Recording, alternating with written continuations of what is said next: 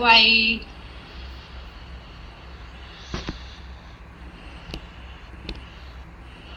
Sorry. What is selected? Oh, it is selected. Okay, that should be good. So, Jim's really good at technology, as you can see. yeah, it's going. We look good. Are you sure? I think so. Yeah. Okay. Is it? Yeah, it's recording. Okay. Hopefully. If not, snooze you lose. Yeah, exactly. If you went to brunch, Yeah. you missed it, Have fun, all. I can click, right? Yeah, you can click. You can click on just about Okay, anything. When so you're done, you can hit stop. as you all know, today we're going to be talking about fueling for performance. Thank you for coming. We timed it this way because specifically the Open is coming up for the next 3 weeks. But really this talk is about any fitness related event that you do. So it could be like even, going out in a planned 5K race or a CrossFit comp or, a tennis tournament or whatever it may be. It doesn't really vary. It's more just for any kind of fitness event that you may or may not be fueling for. So it's not just CrossFit, but of course with the Open coming, we thought it'd be a very timely one to talk about this morning. So thanks for coming. Why does it not slide? Just click on the screen. Okay. So I have a question for you, and I know Jim has asked this question in a couple of his classes in the past, but have you ever started a workout and then quickly realized that you didn't have enough fuel in the tank to finish said workout? Or gotten through a workout and just hit an absolute wall of oh my goodness, I might be dying, and moving so slow or just low on energy, feeling like you should be performing better, but you can't seem to flip that switch on. Has anyone ever had that before? Yeah, low energy, yeah, Dama. I know I'm guilty of it at times without even realizing it. Being and then halfway through that workout, you're like, wow, I am really not fueled for this as I thought I properly was. Odds are you and everyone else in the gym or in any sort of fitness experience that you've been in has had this feeling before. Like I said, myself included, Susan, I'm sure you, and Jim and I have many chats about it as well. So we're all in that same boat, even though this is something that we preach. Every once in a while, we still hit that wall. And I know we've talked about it before in classes. We've talked about it individually through nutrition coaching and just trying to bring it to light for everyone and anything. So it's kind of like you having this little bit of information that we're going to go through over the next couple of minutes, hour or so, is going to help you understand why you may or may not be feeling a certain way during an event. How to fuel before, during, and after an event to optimize yourself and leading into the event throughout the day, and then how to recover optimally after. Because recovery, as most of us know, is a massive part of how we perform every single day and not just for a specific event.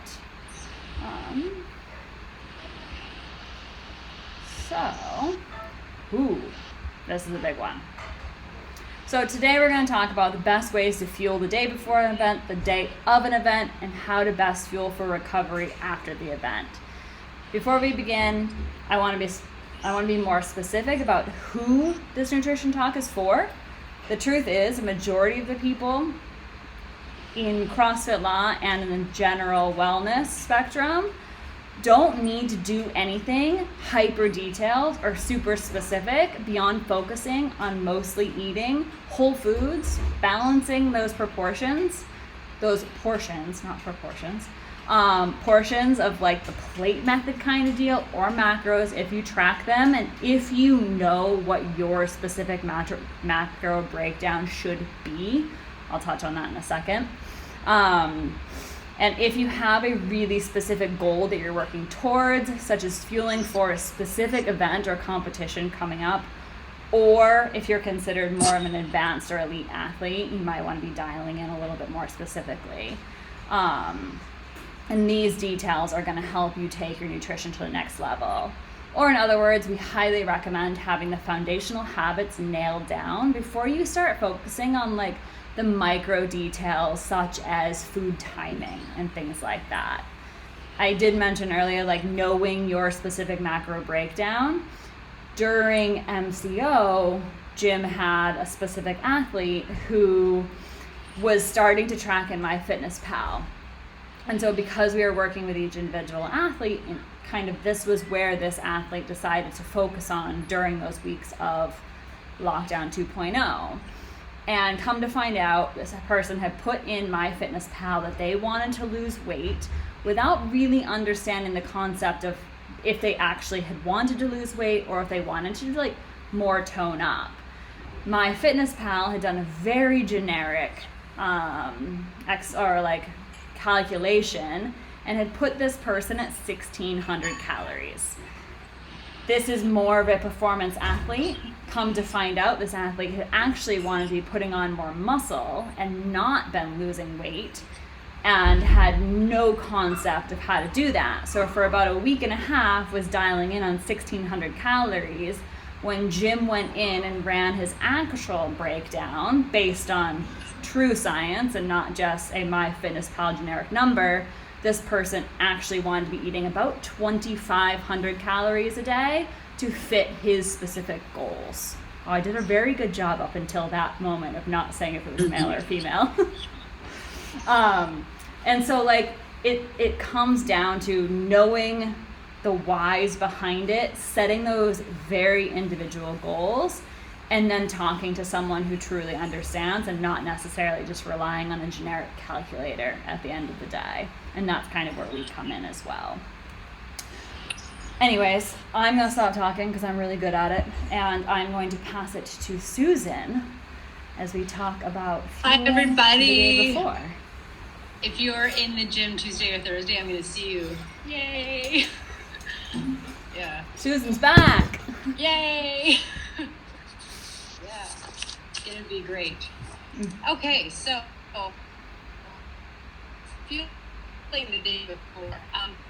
So the day before a workout, have you guys ever been like, oh my gosh, I have a big event and tomorrow and I gotta eat this huge plate of pasta, right? So I carb load, right? Anybody?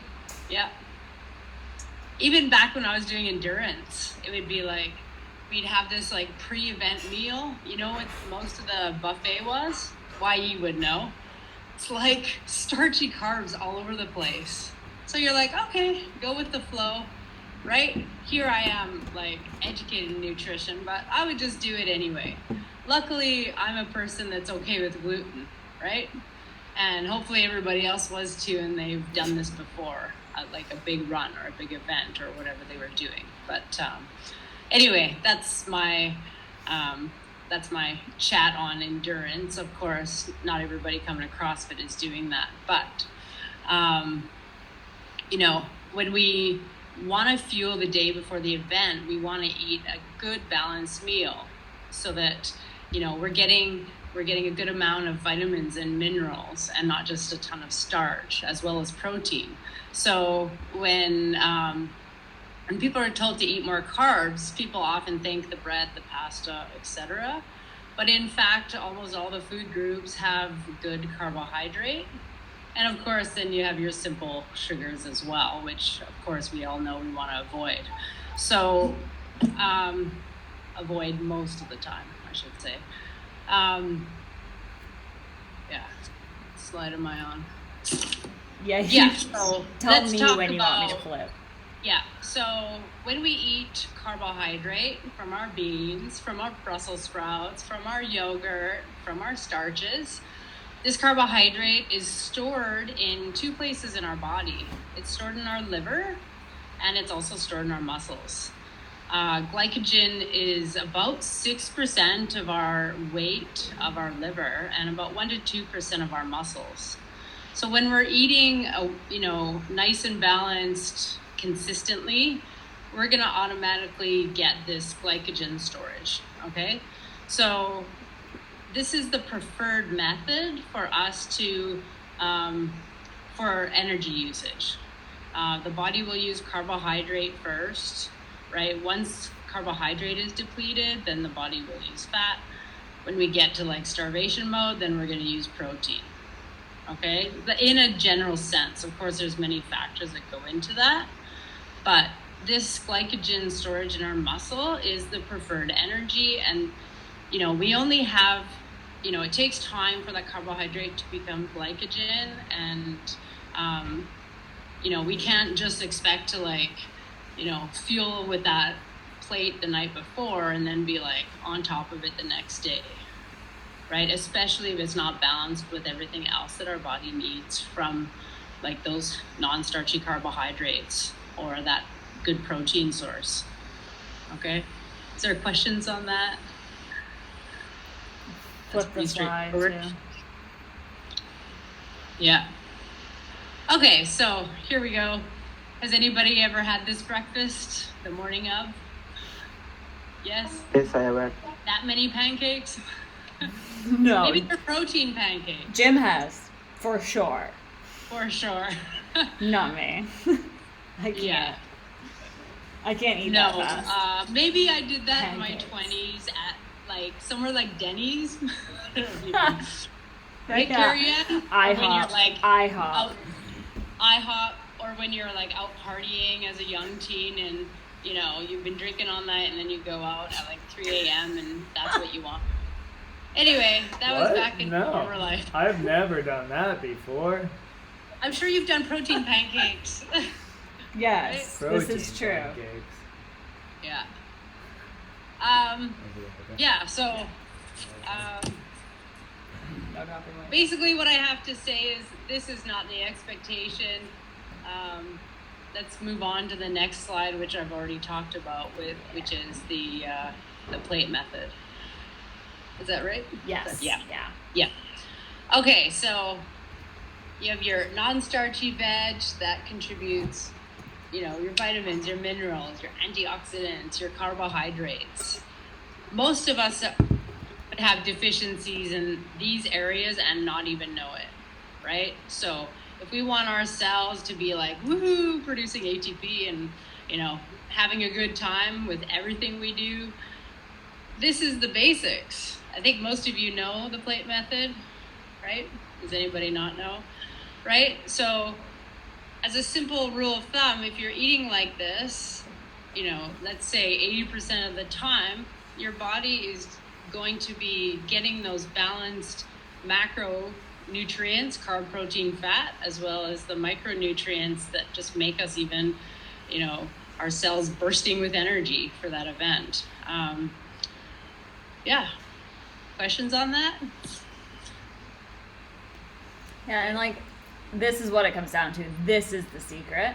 Trying to eat this balanced as much as possible and as many meals throughout the day as possible.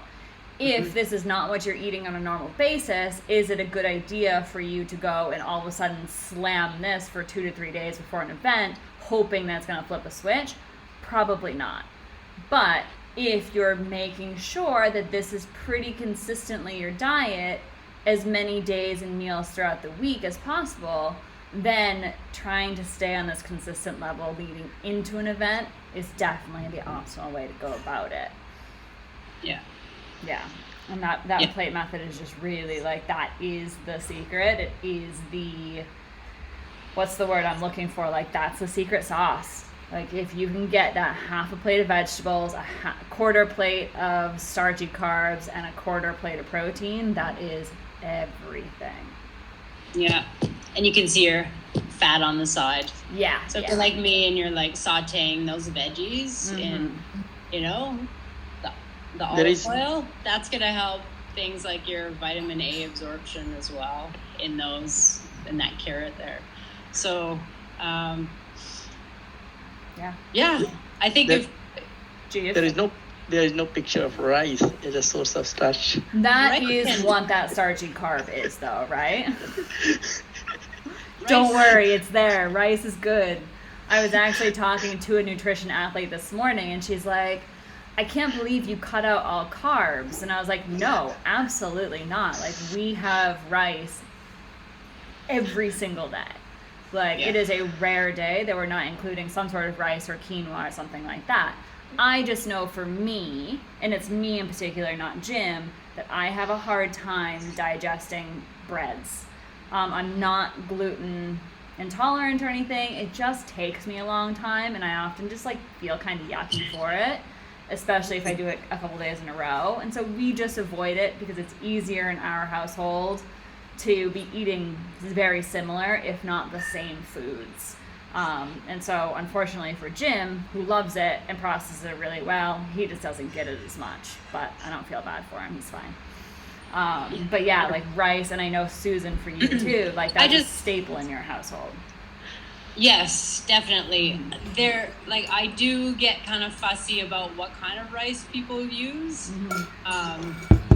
In Canada, there's great wild rice. Like I go there and I stock it because it's harder to find here. Yeah. But here, there's like Sarawak red rice. I recently discovered is like delicious. So good. Right? Yeah. My family's not a brown rice family, so I typically buy low glycemic index, which is like long sustained energy release, blood sugar stays more level when you have that rice. And it's parboiled, so it's not like minute rice. I don't know if you remember minute rice, Carrie Ann. Yeah, I do. It doesn't Really- exist here though. There's very little nutrients in Yeah. that grain, so I suggest parboiled because the nutrients are actually infused into the grain, and so it's more nutrient dense as a rice Yeah. than like a quick rice, or probably what you would get at a restaurant here. Yeah. Wouldn't be quite the same quality as what you would get if you're buying that whole grain or like parboiled rice at the store. Doing it at home. So I mean rice is great, quinoa as well. Yeah. Yeah. It's like so easy to stick in the oven with. You could put a cup of quinoa, 2 cups of rice, a little broth in there, and you can like stick it in for a bit, and you have a massive amount of starch just to throw in a salad or use in a dish or whatever. You can do the same thing with rice as well. And here there's so much convenience too, like the potatoes, you can buy like the Japanese sweet potatoes already cooked, like, right? Yeah. And it's just so so Exactly.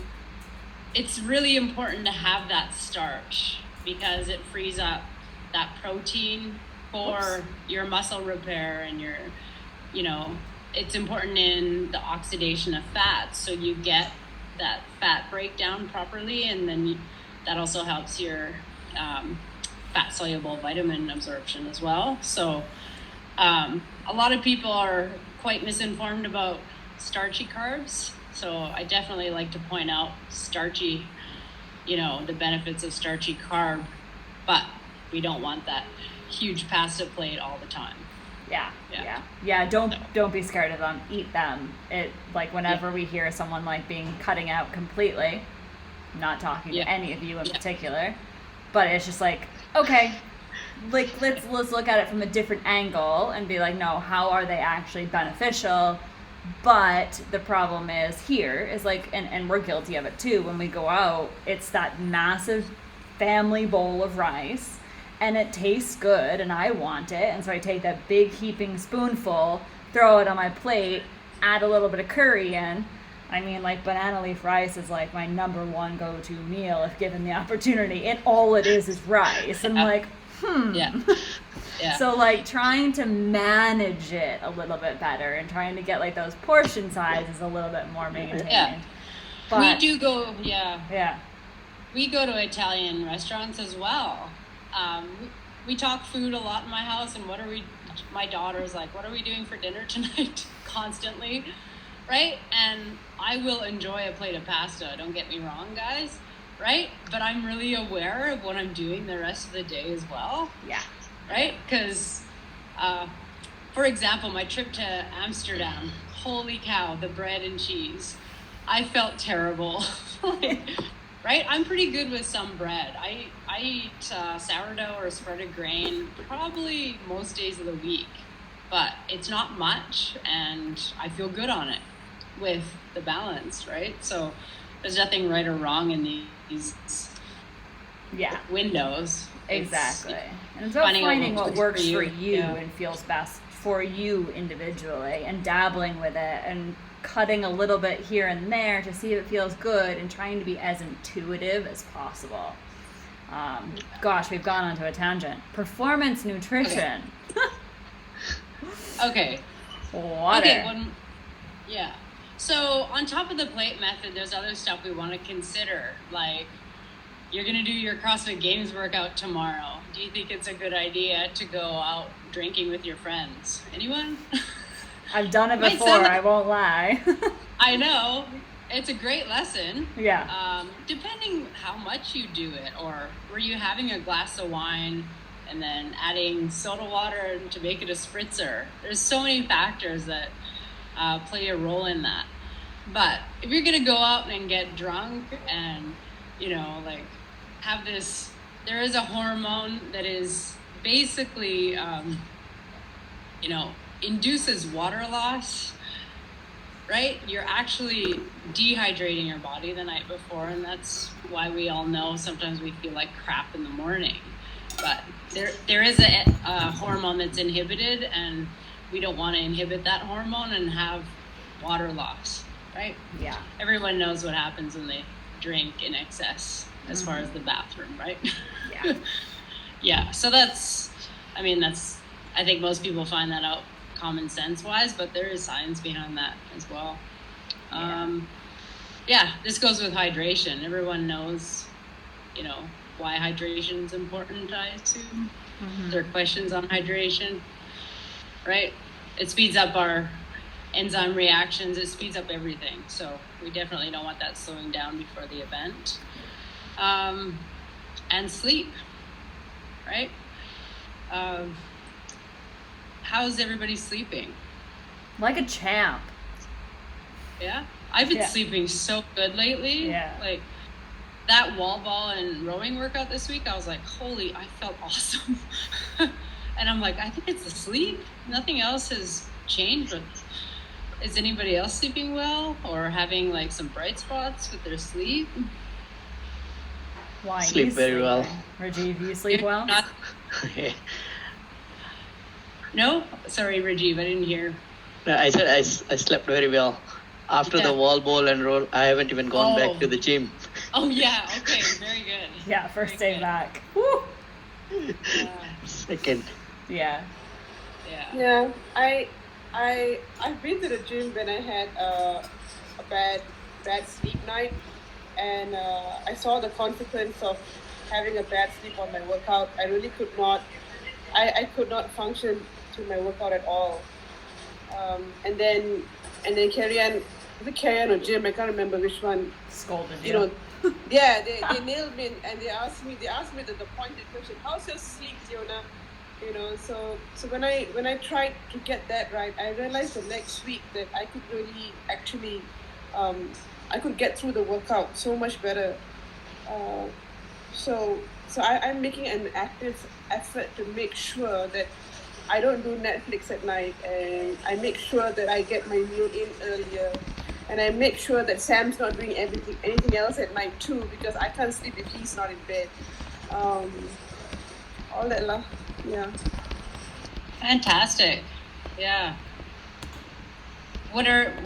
Does anybody have any issues with sleep? Like, that they just, oh, sorry, seeing messages. Okay. Good.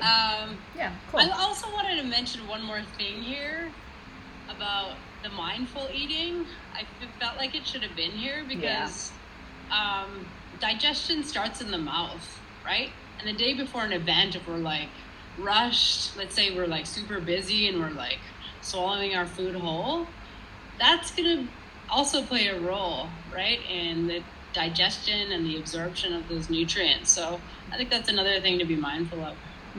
Yeah, definitely. Always, but especially the days leading up and during the event. Yeah. Yeah, always. Yeah, okay. Yeah. Any questions? Yeah, any questions on like the day before or leading up to an event? Okay. Fueling the day of, morning, afternoon. This is kind of based on a little bit more generic depending upon what we're kind of looking at. With the upcoming open, we're looking at only one workout a day. So it's not going to be anything that's overly strenuous. But if we're going into like a CrossFit competition or something that has like a multi-event kind of day where there's breaks and stuff in between, your nutrition is going to look quite different based on however the event is run. Of course, we're going to specifically kind of be focusing on what's coming up. So that one event in the day. So what we want to do ultimately is wake up and set you up for success right off the bat. Whether you're doing the workout at 7 a.m. or you're doing it at noon, it really doesn't matter. It's about how can we set you up for ultimate success in the long run. And basing your nutrition and your things on when you're doing it throughout the day. Hey, JT. So, if you're someone who loves to hit the workout in the morning, which a lot of you guys in here today are like first thing in the morning worker-outers because you're all insane. Just gonna throw that out there, but you all know how I feel about 6 a.m. workouts. I make that very clear. But more just because I can't do it, so it's absolutely fine. Keep that in mind for a few months from now when it might be my only opportunity. So, remember those glycogen stores that Susan was talking about a few slides ago? Overnight, when we enter a fasted state, our bodies utilize these glycogen stores for energy. So a lot of people are like, oh, I do intermittent fasting and things like that. Great. We all do intermittent fasting. From the time you stop eating at night until the first thing you eat in the morning, that is intermittent fasting. So every single one of us does it, whether or not we think we do it as well. Some people just do it for extended periods. So as we are sleeping and doing that IF, our bodies are using those glycogen stores. Sorry, Susan. Sorry, I have a fun fact. Yeah, Sorry. go for it. If your liver is fully has full glycogen stores, about 50% is depleted just during sleep. So imagine if you're not getting carbohydrate, like, a good amount and a good balance for days on end, right? You're going to wake up with even more depletion, possibly no glycogen in there. And why is glycogen important, Susan? It is the body's preferred source of energy, right? Especially for, most of the workouts we would do like in an open or a CrossFit event is not like 1 RM clean and jerk. Yeah. That uses a different energy system, but we're using our aerobic system. And carbohydrate is the easiest and most accessible form of fuel. Yeah, absolutely. So again, back to it, if we're depleting those glycogen stores, that energy throughout the night, and we're not replacing it in the morning, then our bodies are already running on a lower energy and a lot less optimal energy than preferred, I guess is the word. So eating before a workout, while it's really hard, especially for you early morning worker-outers, is that a word? Good enough. It's really important to try to get something in to help you replenish that lost energy, but also remembering that it takes time for your body to convert your food into energy. So I struggle to say this, but like waking up 5 minutes earlier and getting in that banana a little bit earlier to give yourself time to digest it and to convert into energy is going to be more ideal. However, also like the way our classes are kind of structured is that often you're not starting the more intense things until halfway-ish through the class anyway. So it does give you a little bit more time than, say, going out and starting your marathon at 6 a.m. and just going for it, or starting your long bike ride really early and just starting to burn that energy right away. So ideally, before a workout, any workout, but especially a day of an important event, you're aiming to get healthy carbs and protein. If you are someone, me in particular, like if you're someone who struggles with feeling nauseous before you, like in a workout, if you eat right before, then I try to rely on like a liquid source. Smoothie, I'll even do like, we'll keep applesauce in the refrigerator. I don't eat it a lot, but sometimes it's necessary. And I'll just throw in some like natural whey protein just to give me a little bit more. Or even like a non-fat Greek yogurt works for me. I can't have heavy like hours before a workout. And I really struggle too in competition because I'm a head case. And I get so nervous, so worked up. And I'm like, I don't need to eat all day. And then I screw myself over. So for me, and anyone that's like this, that really struggles with like hard food in your belly, trying to get more like easy digestible, more liquid type substances right before their event or a workout is more ideal. Again, it's that protein and that carb before a workout. And low fat. Yes, definitely. Right. We want to avoid the fat. Yeah, and that's why I said just protein, carb is like what you're aiming for. You're trying to not get fat. Jim is one, like he'll just eat a banana and he'll be ready to go. Like that works for him. I'm not a huge banana fan. I'm a little bit pickier, but anything. Bananas are interesting because if they're underripe versus overripe, that'll affect the glycemic load at birth. Yeah. So, like certain fruits, like apples and berries, technically should sustain energy longer, right? Before a workout. Yeah. And a ripe banana after a workout will go right back to that glycogen store. Yeah. Yeah, and then we start talking about the fat. Fat, we don't necessarily want right before a workout because it does slow the digestion process. It delays gastric emptying, which slows down the amount of time that the carbs and proteins can get to our cells. So trying to avoid much fat before a workout is ideal, especially in the case of an event. If you're one that hits workouts in the evenings or, do other things in the evenings, we encourage you always to hit that normal balanced breakfast and lunch throughout the day.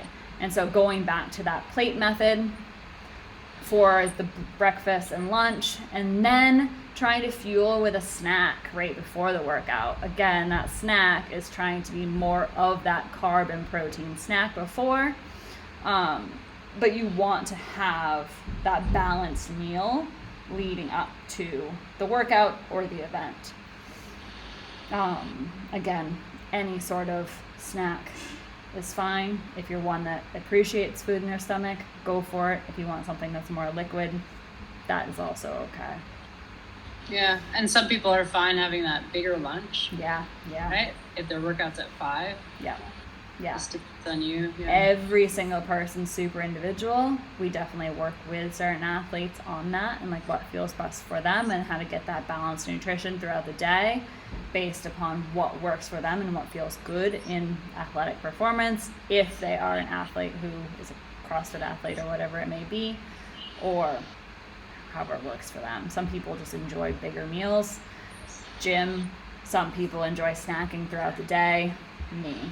So every single person's very, very different in this. And it's about trying to understand your own body, your own needs, and what works best for you, because what works best for you may not work best for your best friend or your family member or whatever it may be. And so trying to work together, but also individually a little bit to fuel yourself in the best way. The last two aspects for nutrition the day of. First, highly, highly, highly recommended to not try anything new the day of the event. Trying a new food the day definitely leaves uncertainty when it comes to your workout hour or whatever it may be. What if that new food doesn't sit well? Not super fun. Not sure if any of you have had that experience, but I have, and it is not pleasant on the competition floor. I will leave it there. But definitely having an upset GI tract is the last thing you want to have to worry about, especially like if it's a longer event. You don't really want to have to worry about trying to figure out where that bathroom is. So stick to foods that you know, stick to snacks that you know. If you're interested in a new food before a performance, test it out beforehand. Use the weeks leading up to that event to test it and see how it works for you. Because for certain people, things don't work. I can't drink NoCo. 1, is way too sweet. 2, the ones that have the caffeine in them blow me up. I become an anxious freaking mess. I don't tolerate caffeine that well. I can have some, but in moderate amounts.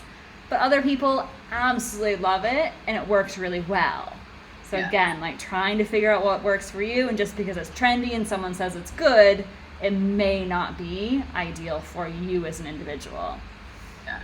And that's okay. Lucy was trying to tell me the other day to do it, and I was like, it doesn't work. Like, I'm a mess. If I have more than 1 coffee a day, I am completely anxious overnight. It just freaks me out.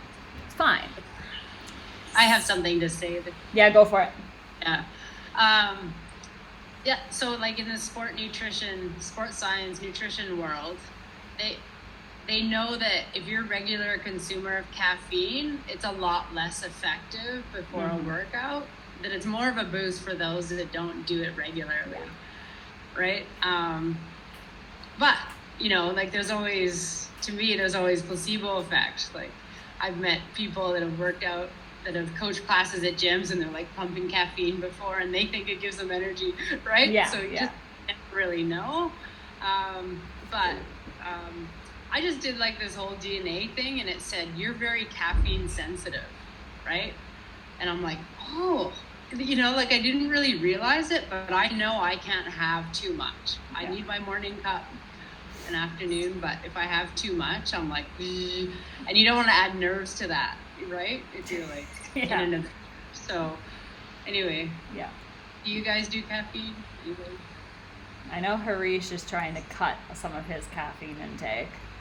Okay. But yeah, and like everyone's individual. Jim can drink coffee, have several a day. He's absolutely fine. Yeah. I get my 1 treat in the morning and I'm done. Otherwise, I know I'm going to be a wreck. And it's sad because I really like it, and it's all I drink besides water. So I just have to really savor that cup of coffee in the morning. But it's fine. Yeah, and some people can drink it at night and go to bed. Yeah. Exactly. Yeah. And then I guess back to that NoCo and any sort of pre-workout too. If you're about to do an open workout where your heart rate, or any sort of workout where your heart rate is about to spike, and you need to focus on breathing to control it, think about if it's worth it for you to have to control that sped up heart rate even more.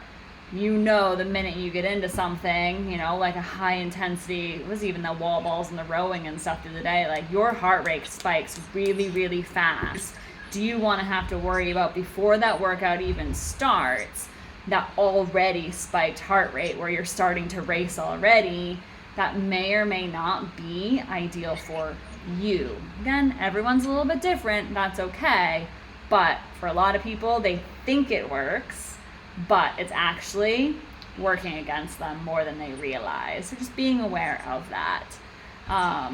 Having a pre-workout, having sugar, candy before, often not ideal, even though, you know, Health Magazine says that, yeah, that's the best workout booster. They get paid to say that. Just throwing that out there. There's so many factors there. Yeah. There's no best thing for everybody when you read stuff like that. Definitely not. So, Well, any questions about fueling during? Cool. Okay. Fueling after. Susan. All right. How many of you bring something for after your workout?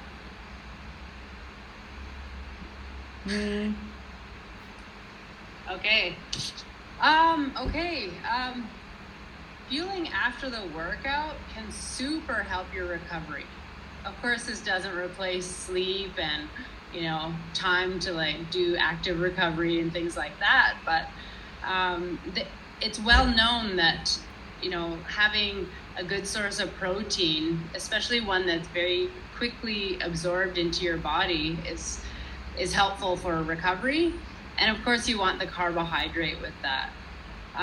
There's lots of research that says you want something that's a ratio of 3-to-1 carbohydrate to protein after your workout, right? So that carbohydrate replenishment goes right back to your glycogen.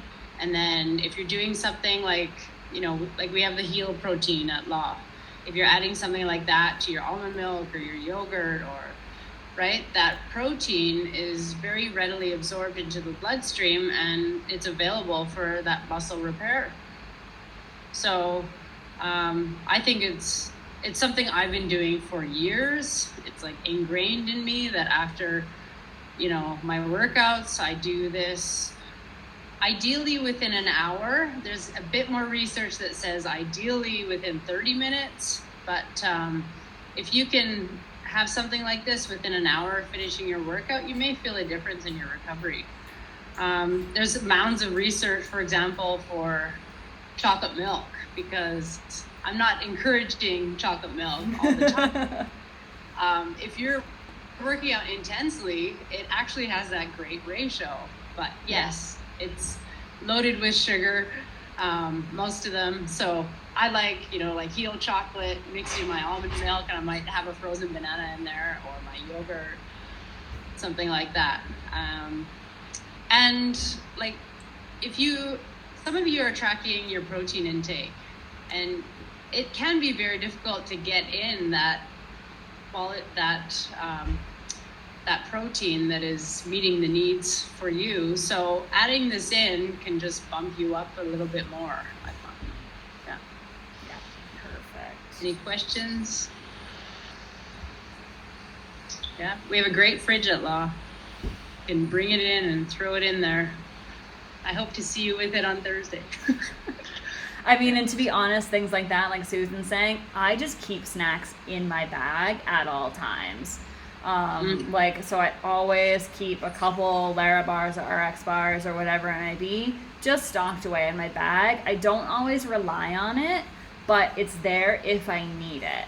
So like I often will bring that food with me and I'll have it, throw it in the fridge, or just keep it in my bag if I know it's going to be like a workout that I can eat right after and it's not going to be a bunch of time. But then also just having that on-hand snack just in case is super handy, because you don't want to be getting hungry after workout, because then you're not necessarily hitting that recovery as optimally as possible. Absolutely. Yeah. Is there any snacks you guys like that would have that protein and carb? Silence. Okay. Do you want these donuts? Of course. Of course. Yeah. I do. When my family lands in Canada, we're all like, Tim Hortons, gotta have a donut. Anyhow, so let's say you've done your event and you're like, oh man, so-and-so brought in donuts. I'm not gonna tell you not to have the donut. Absolutely. We don't want it to be the focus again of our post-workout nutrition, but maybe I'm gonna like grab that protein shake and grab that donut, enjoy it, and move on. Don't be hard on yourself, right? And just know like this is something that you can enjoy sometimes. It's not going to derail you, but it also, of course, isn't going to be the main focus of our nutritional plan. Yeah, and remember, if you're going to eat it, chew it slowly. Oh yes, savor it. Yeah. 100%. Yeah. Savor it. Donuts are better than muffins. I love telling my family. I know. Yeah, it's crazy. Look at nutrition information. I'm like, I'll go for like just the glazed and yeast donuts versus non-yeast ones. There's a difference there, but if you're into looking at nutrition info, have a look at that. Does anybody like walk past is it Cinzeo or Cinnabon here? Anyway, and go, oh my god, it smells so good. No, it's the pretzels for me. It's the Auntie Anne pretzels for me. It's like okay. crack. Like I can't walk by it. I have to walk like a loop around. I have Yeah. no sweet tooth, but savory all day. Okay.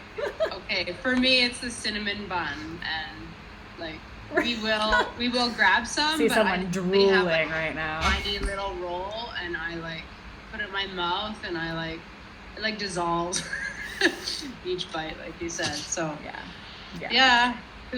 Anybody else tell us about your favorite treat? It comes down to that like mindset too of like, oh, I worked out, so now I can have that reward. And like it doesn't always Cheesecake. Cheesecake. Oh yeah, that's my one cake. Okay. Yeah. Carrot cake too. It has vegetables in it, so it's healthy. Yeah. But like, You share it with Jim. no, never. He doesn't share his cake with me. Last weekend, he made an entire bowl of ice cream and then ate it downstairs in our friend's house and didn't even come upstairs to share any of it with me. Yeah. But like, yeah, not having that mindset of like workout and reward, right? We want to flip that mindset on its head and even just throw it out, because we don't work out for that reward. It's okay to have that. It's okay to have that cheat. We just want to have it in that like 80-20 rule of like, yeah, most of the time I am pretty on track. 20% of the time it's okay to do whatever you want to do to make you feel a little bit better. Yeah. And not Yeah. using it as that like all out indulgence day. That 80-20 is key to the concept of progress, not perfection. Yeah. You know, how many people don't think about what they're eating 80, That's what 90% this of comes the to. time, and then they go, oh, I ate a salad today, I'm doing good, you know, I made a healthy choice. Yeah. You're not going to be, you know, some people are like, so like, I have to eat clean, and they're aiming for that finish line that they'll never get to because of the overwhelming and stressful concept of, you know, I can't have that donut, right? That's just, it's not good, it's not sustainable, and it's completely overwhelming for me, and I think 99.9% of people. So, you know, I've been through that kind of attitude, and, you know, I was studying this stuff, so yeah. All right, being consistent. What more can we say? We just talked about 80-20.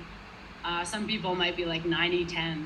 You know, I often, like, I will tell people, let's say you're a person that eats, you know, 3 meals and 2 snacks every day, right? You're eating 35 times in a week, right?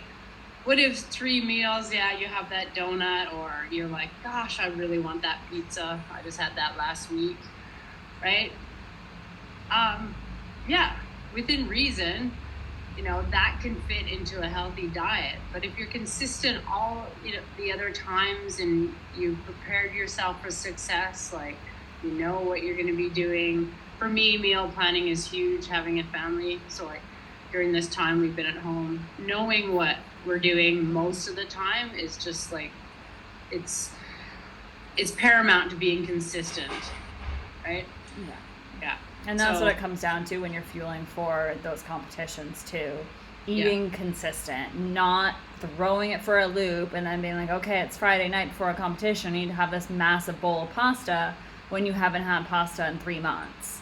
That's not about, like, that's not going to get you what you want. It's about like trying to continue eating those things that you're used to.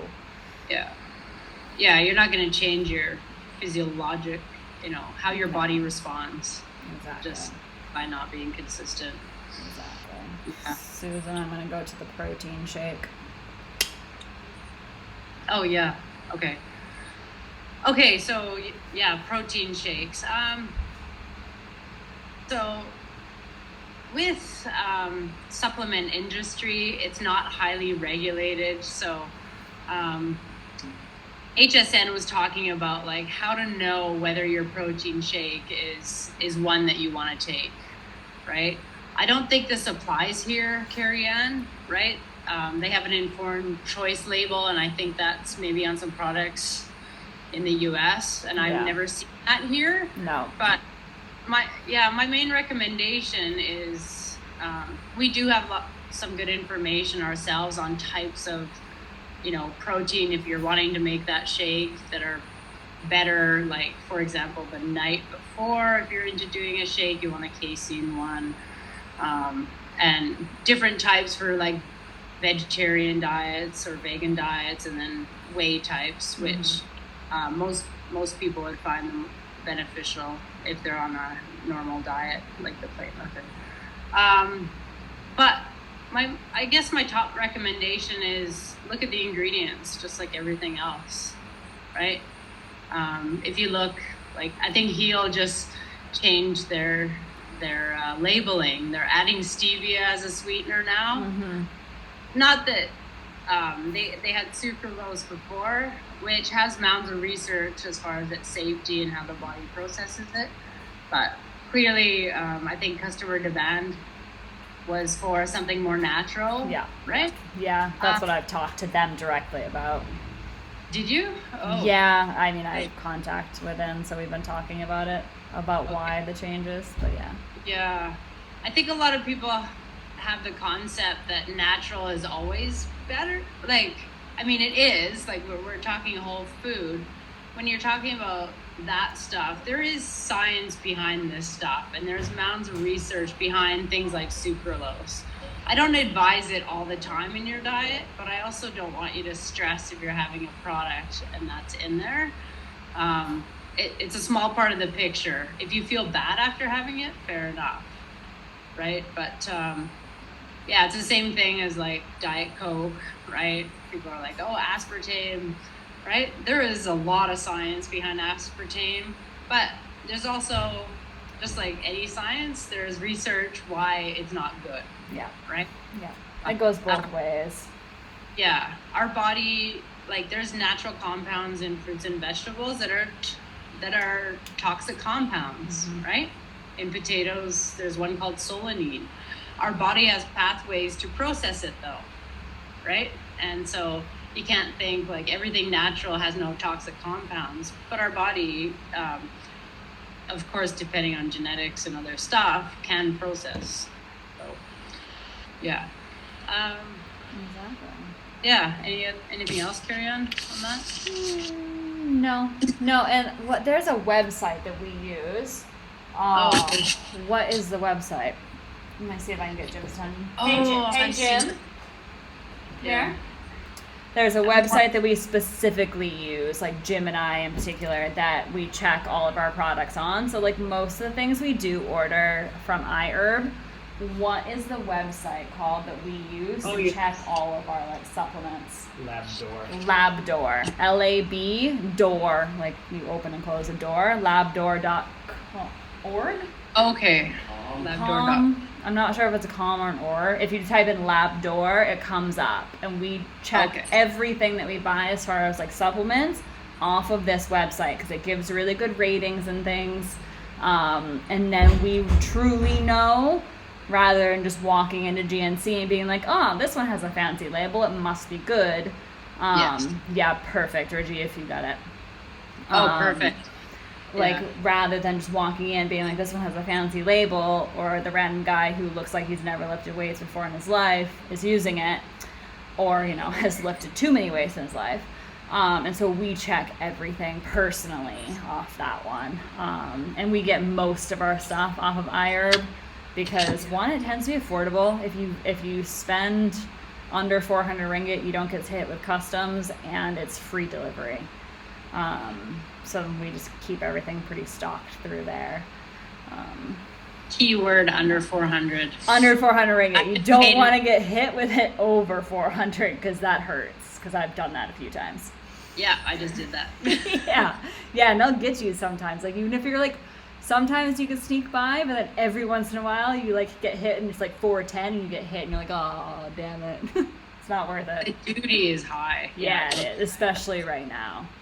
Yeah. They've increased I think they mentioned that in that seminar in the summer. I've heard that somewhere. Yeah. Okay. So, this is the last slide. Yeah. Yeah. Yeah, just to summarize, here's a beautiful picture of something I would eat. Looked like my dinner 3 nights ago, minus the Yeah. broccoli. We added capsicum instead. There's capsicum in there. You love capsicum. I love it. It's my Me favorite. too. Yeah, my kids love eating it raw. Yeah, And you yeah. love dipping it. Yeah. Yeah. Or in I don't hummus. even. Yeah, I'd rather have it raw than cooked. It just tastes better to me. Yeah, unless it's fajitas. It would be the same without it. Even then, I'd rather have it raw. I love them. Yeah, I love Anyways. cooked onion more. Okay. Anyway, you guys are getting all of our like personal choices here. Yeah, so basically, if you can be consistent and eat well, I suggest 80% of the time. If you're really like motivated, 90% of the time, you're sleeping, you're managing your stress okay, all this holistic stuff that we work with you with, you're going to be ready for whatever event you have. I love that they put salmon here because that's a good source of omega-3s, which I'm sure you guys have heard of. In general, there isn't a supplement that's recommended for athletes. There would be on an individual basis, but for all athletes, that omega-3 is great for anti-inflammatory, and it's actually recommended as a supplement for anyone that knows they're having like some inflammation or other issues. So, yeah. Any questions on the whole concept of consistency and balance in all areas to prepare you? I think the big thing to remember is that fueling for success is not about what you're doing right around the workout, and specifically like any big changes that you make right before, during, after a workout. It's about what you're consistently doing every single day. The most elite athletes don't show up to the CrossFit Games and having only dialed in their nutrition for the last week and only dialed in their sleep for the last week. They're doing it consistently throughout the day. While, of course, none of us have the intentions, or no offense, the skill, to be the next Catherine Davis-Daughter or Matt Fraser, it's something that we have to keep in mind and finding that balance for what works for us day to day. That consistency, trying to sleep 7 to 9. Sorry, dude. I just saw your comment.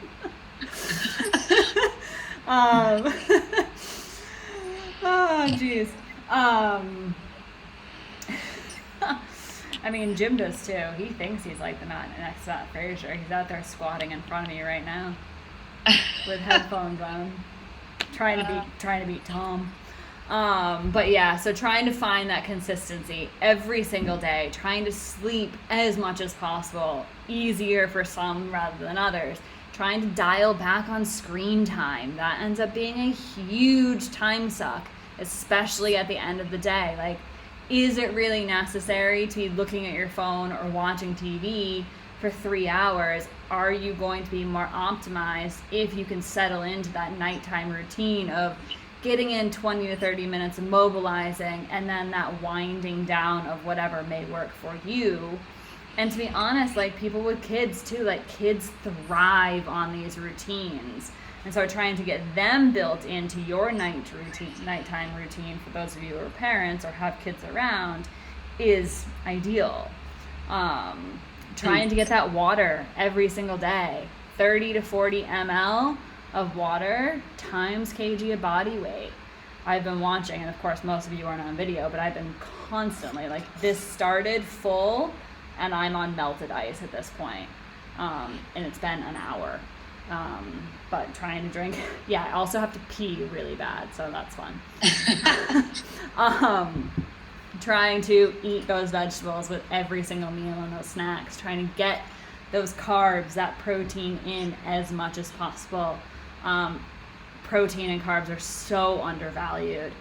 Just because you're trying to eat healthy does not mean that you only are eating vegetables with every single meal. Try to make it balanced. Every single part of that meal is important, including the fats. We just don't want to be going overboard in the fats. We want to still be trying to find that somewhat caloric deficit if your goal is weight loss, or trying to find that fuel that works for you if you're looking at more of a performance nutrition. And I know prior to the last couple of months, I've been dialing in on like weight gain because my goal had been mass gain. So trying to eat the fuel that I know works for me so I can get stronger. Now my priorities have shifted, as has my mindset, but I will go back to that at a certain point in time, come sometime in the future. Susan, that is still your priority, so you're eating a little bit more based on like a performance nutrition athlete day to day with higher goals. Are there any questions? This is my favorite slide always, and I just keep reusing it every single time because I think it's so cute.